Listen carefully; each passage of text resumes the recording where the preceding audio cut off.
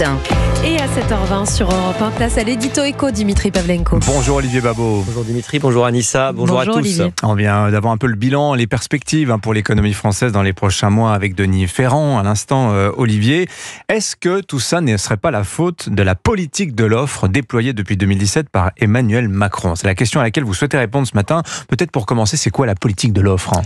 Dimitri, c'est tout simplement l'idée que pour avoir une économie dynamique, il faut favoriser l'activité de nos entreprises en baissant leurs impôts, en leur offrant de la visibilité grâce à la stabilité fiscale et réglementaire, en simplifiant leur vie. C'est ainsi qu'elles sont plus compétitives, qu'elles prennent confiance en l'avenir, investissent, gagnent des marchés, créent des emplois. C'est grosso modo ce qu'a fait Emmanuel Macron depuis 7 ans. Pourtant, on entend dire que c'est cette politique-là qui nous mène à la situation actuelle qui semble plutôt compliquée. Alors, il est exact que les difficultés ne manquent pas. Crise industrielle, perspective de remontée du chômage, croissance en berne.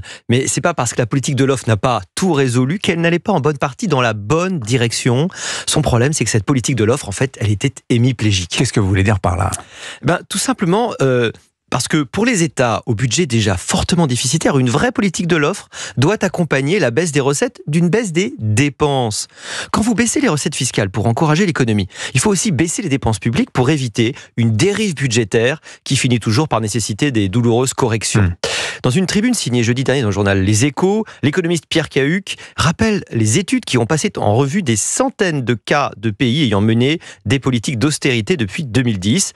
Ces pays ont à chaque fois deux options austéritaires. Privilégier une hausse des recettes, plus d'impôts, ou moins de dépenses. Quels sont les pays qui obtiennent le meilleur résultat en pratique sur la diminution du déficit et du poids de la dette? Je vous le donne en mille. J'imagine que ce sont les pays qui ont choisi de baisser leurs dépenses. Bingo.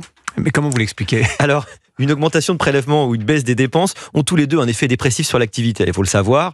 Dans les deux cas, on enlève du carburant à l'économie. Mais cet effet dépressif est plus fort dans le cas des hausses d'impôts.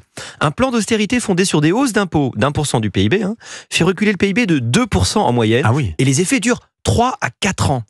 En revanche, un plan d'austérité fondé sur une réduction des dépenses d'1% du PIB entraîne une perte de seulement un quart de point de PIB et l'effet dure moins de 2 ans.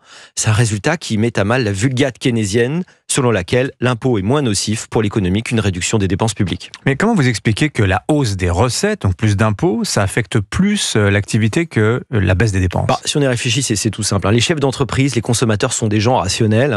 Quand ils voient que l'État finance sa baisse d'impôts en creusant le déficit, ils savent que c'est un leurre, annonçant un retour de bâton fiscal. Ils investissent moins et épargnent.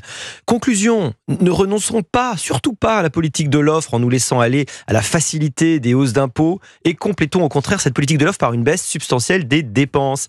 C'est l'exact contraire de ce qui se profile, hélas, pour l'instant dans le budget 2025. Signature Europe 1, Olivier Babot. Merci beaucoup Olivier, bonne journée.